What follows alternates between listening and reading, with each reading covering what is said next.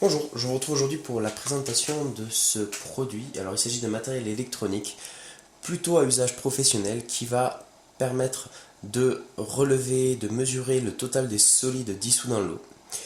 Donc avec l'appellation TDS on peut le comprendre, et EC à savoir la conductivité dans l'eau. Alors ce produit se présente de la manière suivante, il est livré dans cet étui avec une notice écrite en anglais et vraiment très succincte.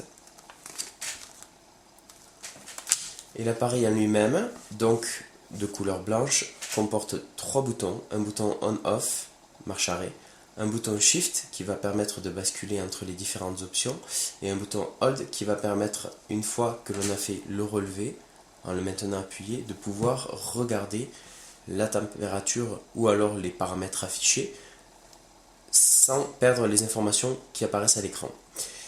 Voilà, alors l'écran à ce sujet il n'est pas rétroéclairé. Pour pouvoir faire un relevé, on va retirer la partie inférieure de l'appareil et après on va l'immerger dans le liquide dans lequel on veut prendre les mesures. Alors en parlant de mesures, cet appareil va permettre de relever d'une part le total des solides dissous avec l'unité qui est le ppm, les parties par million. Et quand on appuie sur la touche Shift, on va passer sur un autre type de mesure, on va relever la conductivité qui, elle, est exprimée en microsiemens par centimètre. Voilà. Quand on appuie deux fois sur la touche Shift, rapidement, on va changer d'unité de mesure pour la température. Là, par défaut, je suis en degrés Celsius. Si j'appuie deux fois sur Shift, je vais passer en degrés Fahrenheit. Voilà, là, je suis en degrés Fahrenheit. Je rappuie et je suis passé en... j'ai pas appuyé assez vite. Voilà, là, je suis passé en degrés Celsius. Donc, ensuite, qu'est-ce que je n'aurais pas dit? Oui, concernant les solides dissous. En fait, c'est une mesure qui va permettre de relever la quantité totale de matière dissoute dans l'eau. Par exemple, le calcium, le magnésium, le chlorure, les sulfates, etc. Et ça, en fin de compte, ça représente la concentration totale des substances qui sont dissoutes dans l'eau. Voilà. C'est composé de sels inorganiques, de quelques matières organiques, etc. Et une forte concentration de solides dissous n'est pas forcément dangereuse pour la santé. Voilà. Et il faut savoir que quand qu'on achète de l'eau minérale, certaines sources ont une forte concentration en solides dissous. Voilà, voilà. Alors, on va faire juste un petit essai. J'ai deux verres. L'un qui contient de l'eau chaude du robinet et l'autre c'est de l'eau Vittel qui sort du frigo. Donc juste pour vous montrer, on allume l'appareil, j'ai retiré le cache et on va tremper les anodes dans le verre pour avoir le relevé. Je trempe, alors là je teste avec l'eau Vittel qui est sortie du frigo.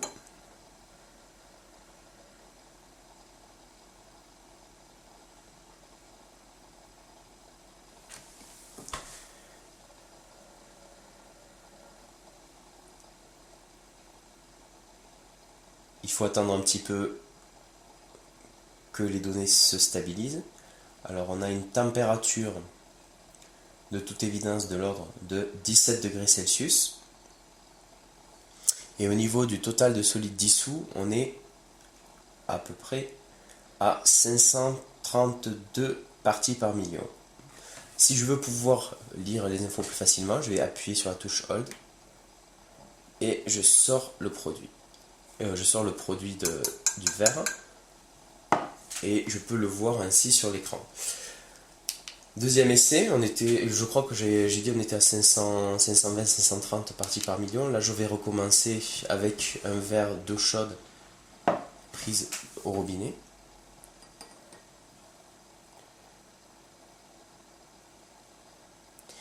Et là je suis sur 37 degrés, alors ça continue de monter. Je suis à 38 degrés et je suis seulement à 27 parties par million. Donc on se rend compte que le total de solides dissous dans l'eau Vittel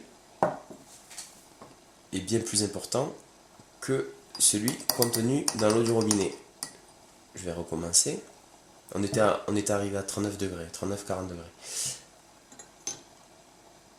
Là, je rebascule à nouveau sur des valeurs qui avoisinent les 500 parties par million.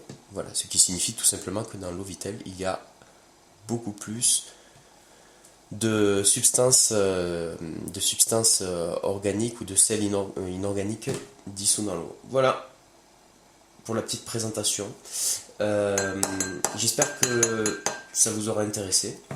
Après, c'est un produit qui va se destiner, qui ne se destine pas au grand public, hein. C'est pour des usages plutôt professionnels, faire des relevés dans des rivières, etc., connaître la pollution de l'eau et d'autres relevés utiles qui sont effectués par des organismes spécialisés. Voilà, bien, cette présentation est maintenant finie, je vous dis à bientôt pour un prochain test. Merci, au revoir.